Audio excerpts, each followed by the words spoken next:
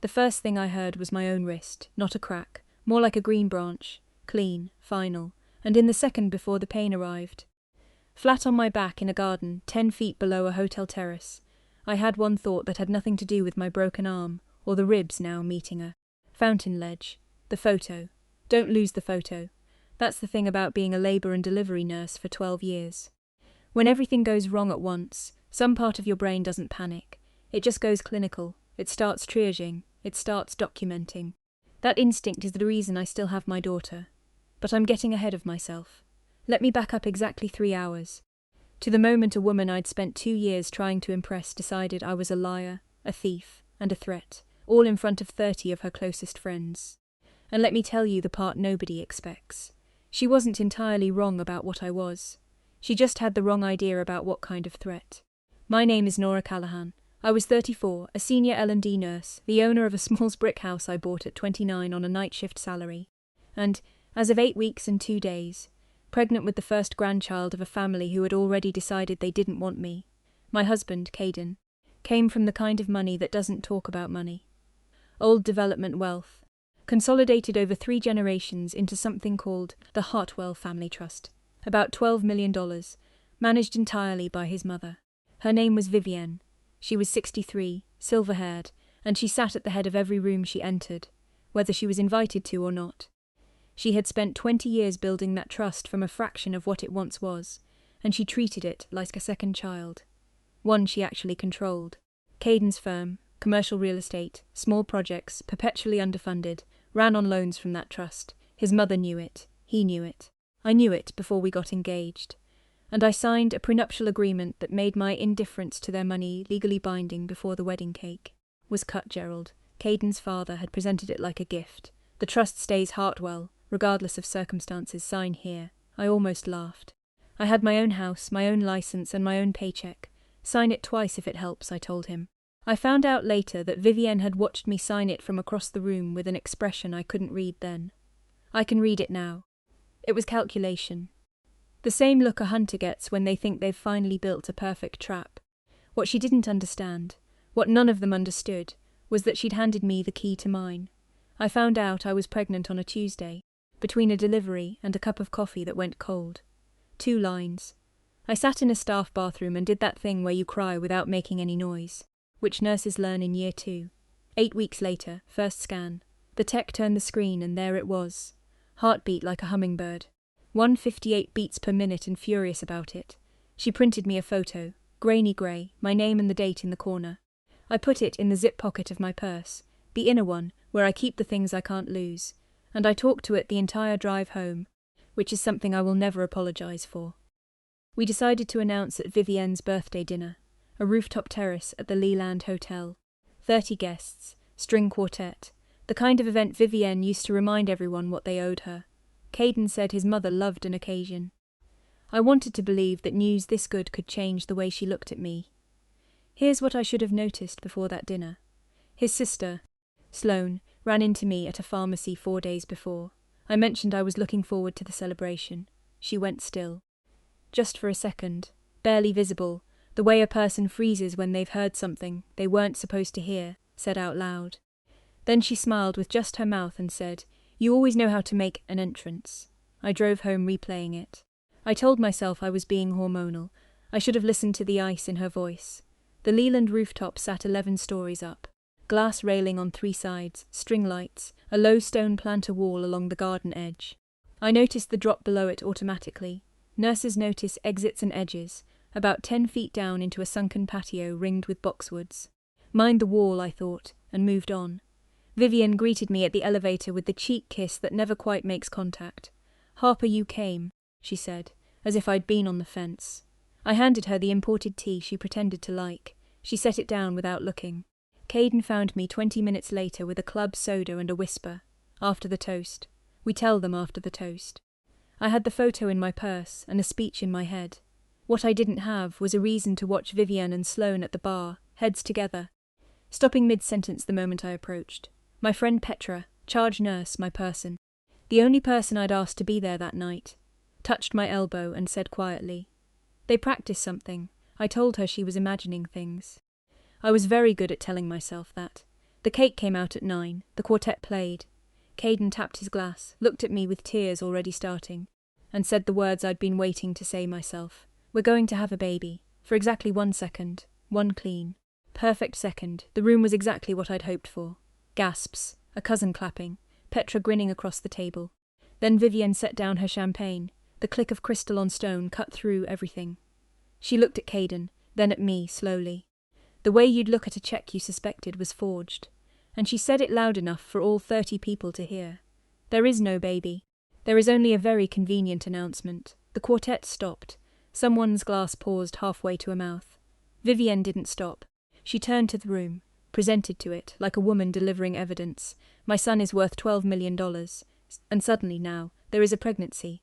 How fortunate, how timed. A real mother, she said, doesn't need a trust fund as a reason. Caden said, Mom, stop, but it came out small. A boy's voice. Not a husband's. I thought about the photo. I wanted to pull it out right there, wave it in her face, let the time stamp the talking. Instead, the cold professional part of me, the one that runs codes while everyone else is panicking, said 2 words. Not here. I held my ground by the planter wall and I said steadily, Vivienne, I'm 8 weeks. There is a heartbeat on a screen. I will not do this in front of your guests. She stepped toward me. Her face wasn't angry. That was the part I couldn't process. She looked certain. Righteous. Like a woman who had seen this exact thing before and swore she'd never be fooled again. The reason for that certainty, I wouldn't understand it for months. When I finally did, it changed how I saw everything she'd done. But not what I did next, she said. Prove it right now. Show everyone there's a baby. I felt the stone wall behind my knees. Petra was pushing through the crowd toward me, but the crowd had gone dense, and still the way crowds do, when they sense something happening and don't. Want to miss it. I said the steadiest sentence I had. There is a heartbeat. You will meet your grandchild whether or not you apologize. Her jaw tightened, and then she reached for me. I think she meant to grab my purse. To seize the proof, inspect it like a forgery. Win the argument with her hands. But she shoved instead. Both palms, hard into my shoulders. The wall caught me behind the knees. The lights tilted. I heard Petra scream my name from a very long distance. And then the sky and the terrace and those 11 floors all changed places at once. I did not fall 11 stories. I want to say that plainly because the family later tried to make the height into the whole story. I went over the planter wall and dropped 10 feet onto boxwoods and stone edging. 10 feet is enough. I heard the wrist go before I felt it. That green branch sound. My ribs hit the fountain border. The air left my body completely, and for several seconds I could not bring any back. The only thought in my head was the heartbeat. 158 beats per minute. Hold on. Caden appeared at the top of the wall within seconds, and then, instead of going for the stairs, he climbed down the stone like an animal, which is the one thing from that night I still give him. He reached me shaking. Don't move the baby. Oh God! He couldn't dial through the crying. Petra did. She came down the proper stairs at a dead run, dropped to her knees and went immediately into nurse voice. Calm, flat. Total, Nora. Talk to me. Where is the pain? Are you bleeding? 2 fingers on my pulse, eyes on my belly. I got 1 sentence out before the sirens. Get the photo, zip pocket. She didn't ask why. She reached into my purse and pulled out that small grey square, smudged now with garden dirt, and held it up in front of my face. Still here, she said. Both of you. Stay with me. They took me to an emergency department I knew from a clinical rotation 10 years ago. There is a particular terror in being the patient on a floor you understand too well. You know exactly which silences are bad. They wheeled me past the trauma bay and straight into OB triage, which told me the charge nurse had read my chart and made a call. A tech wrapped my wrist while another found the fetal monitor. And then the doctor pressed the Doppler low on my belly. The whole room went quiet, including me, static, and then a sound like a galloping horse, fast even, absolutely furious to be alive, 158 beats per minute. I cried then, the ugly kind, my casted hand over my mouth. The placenta showed a small bleed, abruption scare. They wanted monitoring and rest. But the heartbeat was strong, and the baby was measuring exactly right on time. Right on time. The same thing the machine had said 8 weeks ago, before any of this. In the corner of the room, Caden stood holding the dirty ultrasound photo with both hands, shaking and grey. His phone kept buzzing in his pocket. He kept looking at it. Even there, even then, I watched my husband choose which screen to look at. And I started very quietly to understand the shape of my marriage. Caden made a phone call in the hospital hallway at 1 in the morning. He thought I was asleep. Nurses don't sleep in hospitals. We close our eyes and listen.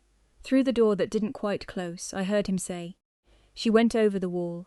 It happened fast," and then the sentence that turned my stomach colder than the fall had. "I don't think Mom pushed her." Exactly. Maybe Nora leaned back. We were all standing close. Maybe leaned. Maybe. 3 soft words. And my husband was already sanding down the edges of the truth. When he came back in, I asked who he'd been talking to. "Just family," he said. "They're worried," I said. "Your mother put me in this bed," he flinched. "We don't know that. It was chaotic." I looked at him without saying anything until he looked away. Then I asked the night nurse for a copy of my own chart. 2 copies. She understood completely. She brought them both. They discharged me after 3 days. Caden drove me to my own house.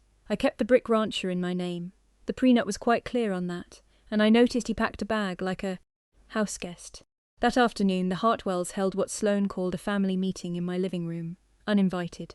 4 of them, sitting on furniture I had paid for. Vivian didn't come. She sent Sloane as her voice. Sloane sat very straight and delivered her statement like something practiced in a mirror. "Mom barely touched you," she said. "You stumbled. You were unstable. You'd been making comments about the money." I had never once mentioned their money. But that wasn't the part that went cold in my chest. It was the structure of what she was saying, the fluency of it.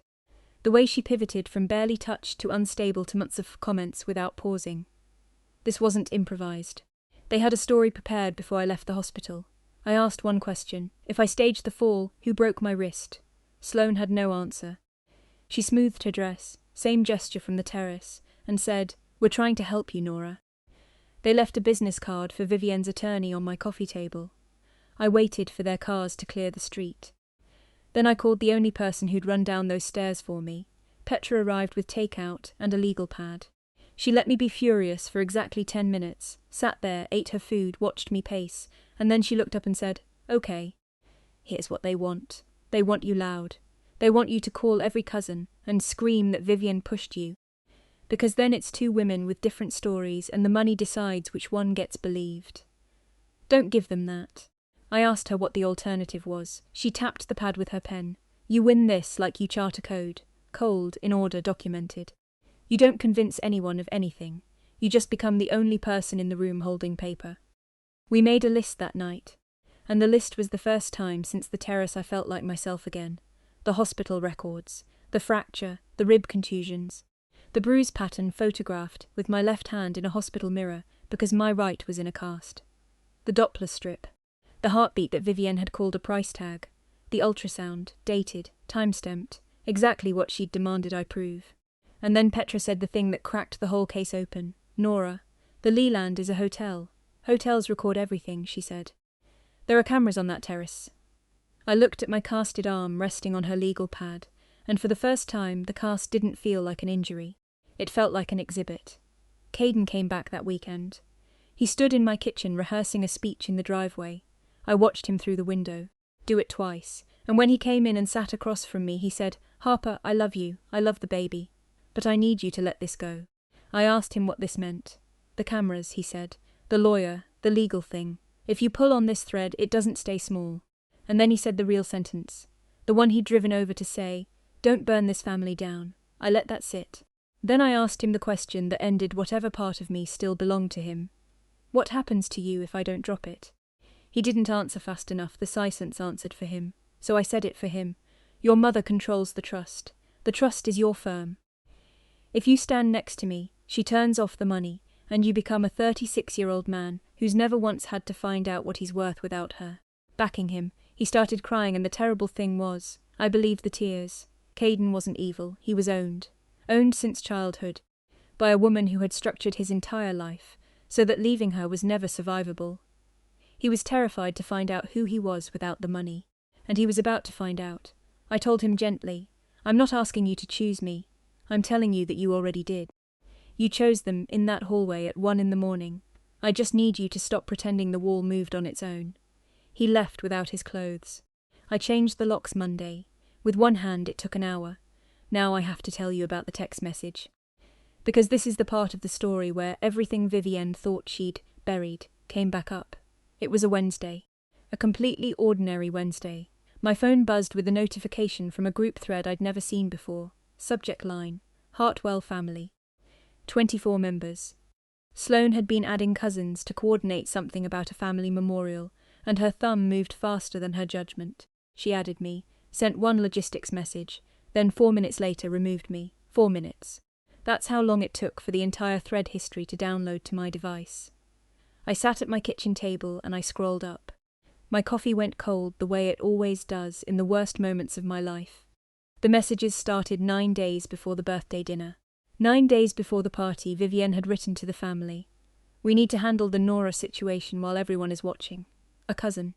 What if she really is pregnant? Vivienne, then she'll be ready to prove it. Make her prove it in front of everyone. Sloane. I'll prime a few people beforehand so nobody's caught off guard when you call it out. Another cousin. Isn't this a bit much, Aunt Viv? Vivienne. I watched this exact thing destroy this family once before. I will not watch it happen again. There were 11 more. A plan, dated, with a venue, a guest list and assigned roles. Sloane would plant the rumour, Vivienne would spring the accusation publicly. The terrace wasn't a moment of rage. It was a scheduled event. I read it 3 times. I did not scream, did not fire back into the thread, did not forward it to a single cousin. I did the one thing 12 years of charting had trained me to do. I plugged my phone into my laptop and backed up every message.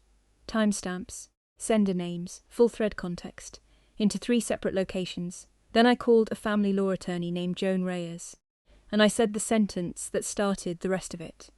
I have something that needs to be preserved correctly. But here's the part of this story I almost didn't tell. Because understanding what happened next meant understanding why Vivienne was so certain on that terrace, why her face wasn't angry, why it was righteous. I found out from the one Hartwell who ever called to apologise. Caden's aunt, Margaret, reached out 3 weeks after the hospital. She spoke quietly, like someone who expected to be overheard through walls. 30 years ago, she told me, Vivienne had a younger brother. Charming, soft, easy, the kind of man who trusted everyone. He married a woman the family had doubts about, and within a year she announced a pregnancy. There was no baby, or there was, and it wasn't his. The family never confirmed which. What they confirmed was the aftermath. By the time the marriage collapsed, that woman had walked away with half of everything her husband had inherited. He spent the next decade drinking himself into a much smaller life and died at 51. And Vivienne, 28 years old at the time, watching the wreckage, had spent the next 20 years rebuilding what was lost, consolidating what survived, turning it into the trust. And somewhere in that rebuilding, she had made a vow, the kind that hardens over decades into something indistinguishable from principle. No woman will do to my son what that woman did to my brother. Never again. When she looked at me on that terrace, she wasn't seeing me. She was seeing a ghost. She was protecting her family, in her mind, with the same certainty she'd felt for 30 years. From someone who had never existed. I sat with that for a long time. I understood her. Understanding her did not make me drop the folder. Joan Reyes had a quiet office and the kind of listening that doesn't perform sympathy. I laid out the contents in order. Chart, bruise photos, group thread. She read slowly. She scrolled the thread twice. She set down her pen. Then she said 3 things that rearranged my understanding of my own situation. First, this is not only a divorce. Assault against a woman the attacker knows to be pregnant can be charged as a felony in this state. The thread proves premeditation. That matters. Second, we don't ask the Hartwells for the hotel footage. We subpoena the Leland directly. Hotels keep terrace cameras for liability claims. Institutional records, untouchable by anyone in that family. Third, she slid the prenuptial agreement across the desk. The one Gerald had been so proud to watch me sign. This, she said, is the best thing they ever did for you. This document legally bars you from any claim to the trust. They notarized their own proof that you could not have been after their money. Their paper destroys their accusation. I tapped the cast lightly on the edge of her desk while I processed that. The trap they'd built to keep me out was the thing that cleared my name. Joan allowed herself the smallest possible smile. They armed you, she said, and never noticed now. Before I tell you what happened in that conference room, I need to tell you about Sloane. Because Sloane's role in this was never just loyalty to her mother. When the financial disclosures came out in Discovery, a different shape emerged. The Hartwell Trust distributed by branch and by heir. A new grandchild would become a beneficiary. and Sloane's portion of a fixed $12 million would become noticeably, calculably smaller. She hadn't helped plan my public humiliation out of sisterly devotion. She had done it because my daughter was a line item that reduced her. Inheritance. She had helped push a pregnant woman toward a wall because a baby was to her math she didn't like. When I understood that, I stopped being angry at Sloan as a person. She was just the purest example of what money does to people over long enough. It had turned a new baby into a financial threat. It had turned a family into a ledger. The Marlowe footage arrived by subpoena 2 weeks after Joan filed. Hotels do not go to war for guests who shove people off terraces. Joan warned me before I watched it. The court will see this, you don't have to. I watched it anyway. I needed to know what was true with my own eyes. Because this family had spent 2 months telling me it wasn't. The footage covered the garden wall and the full planter edge. No sound, which somehow made it worse. I watched myself, small, pregnant, in a blue dress, holding my ground. I watched Caden stand between us and do nothing for 11 full seconds. I counted them. And then I watched 2 hands come up, clean, deliberate, both palms. And I watched my body go backward over the stone, not leaning, not stumbling, pushed. The incident report arrived with it. 3 pages. Signed by the banquet manager and a server who had written, in the flat, careful language of a witness. Guest Vivian Hartwell pushed guest Nora Callahan over the garden wall following a verbal dispute. A stranger in a server's uniform had seen exactly what happened and written it down plainly. My own husband called it leaning. Joan made copies of everything, and the lie that the wall had moved on its own died that afternoon in a conference room in complete silence. The district attorney charged Vivienne with aggravated assault against a pregnant person, a felony, based on the footage, the incident report, the medical records, and 9 days of her own text messages establishing premeditation. The detective who called to tell me said something I've kept. Money buys a lot of things. It does not buy back a felony with a timestamp. They tried to settle first, the way people with money always do. Sloane called, smooth, brisk, sugared. Mum wants to put this behind everyone. We're prepared to offer you $50,000. No fault, you keep your house. Everyone moves on. The little house landing was deliberate. I recognized it, I told her. Write down my answer exactly, because your mother will ask. I was never after the money. I have my own house, my own income, and a prenup your family wrote that proves it. I don't want $50,000. I want the truth on the record, and I want my daughter safe. You can keep the rest. Sloane's voice dropped. The sugar came off entirely. You have no idea what you've started, she said. The line went dead. I wrote down the time, the date, the offer amount, and her last sentence. Sent it to Joan. Then I went to bed. The settlement conference happened when I was 6 months along. I got there first on purpose. Sat with my back to the window, so the morning light was in their eyes when they walked in. Joan had the folder closed in front of her. Vivienne entered in cream. 2 lawyers, Gerald, smaller than I remembered. Sloane, who wouldn't look at me. Caden last. Against the far wall. A man attending his own funeral. Vivienne sat across from me and looked at my belly with the same expression from the terrace. That certainty. Her lawyer started a sentence about reasonable resolutions. Vivienne cut him off. She turned to me directly and said, Let's not pretend. You found a soft man and a hard number. I've seen this before. I will not watch this family bled dry again. I didn't respond. She kept going, faster now, louder, filling my silence with more of herself, every sentence landing in the record. I let her. The calmer I stayed, the more she said. Then I gave Joan the smallest nod. She opened the folder. Page by page, document by document. In the flat tone I use for handoff at shift change, the ultrasounds, both of them side by side. The 8-week flicker and the 20-week girl, stamped and dated. There is no baby, I said quietly, only a price tag. This is the baby. She'll be born in March. Vivienne's eyes dropped to the images. Her mouth opened. Nothing came out. The hotel footage played once. Nobody breathed. The incident report. A stranger's handwriting, plain and plain. The group thread. 9 days. Vivienne's own sentence, highlighted in yellow. Make her prove it in front of everyone. And last, Joan placed the prenuptial agreement on top of the stack. This, Joan said, is the document your family drafted. It legally bars Nora from any claim to the trust. She could not have been after your money. You made certain of it yourselves. In writing 3 years ago, I said the only other thing I'd planned to say all morning. On that terrace, you told me to prove it. I did. It's all here. Vivienne did not go quietly.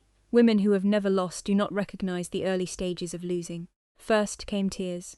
Theatrical, aimed at the lawyers. You see what she's done. She's twisted everything.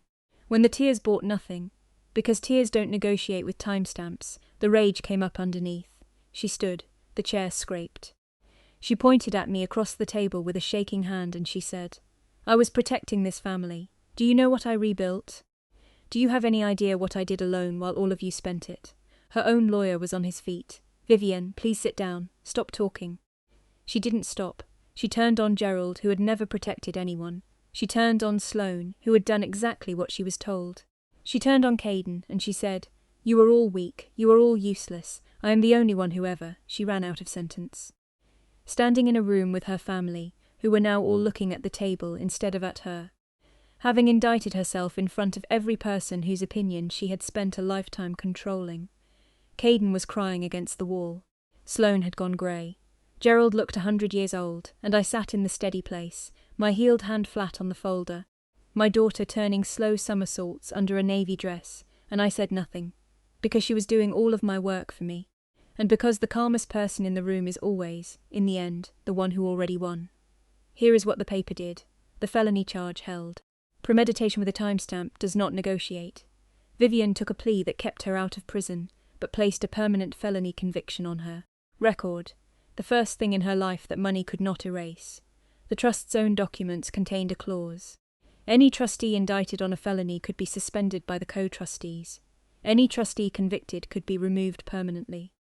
The woman who pushed me off a wall to protect $12 million lost control of $12 million because she pushed me off a wall. She had built the mechanism herself. Nobody had to engineer it. She walked into it. The personal injury settlement covered my medical bills and damages, paid personally by Vivienne. Joan made sure it was recorded as my separate property, under the prenup they had insisted I sign. Sole custody was established before my daughter was born, backed by a documented felony assault, and a husband who had signed a false statement in writing. The outcome was nearly administrative. Caden asked, through his lawyer, for supervised visitation. I haven't closed that door entirely. I'm still deciding what my daughter deserves to know about her father. I do know that a person shows you who they are, and that I believed him, just the second time around.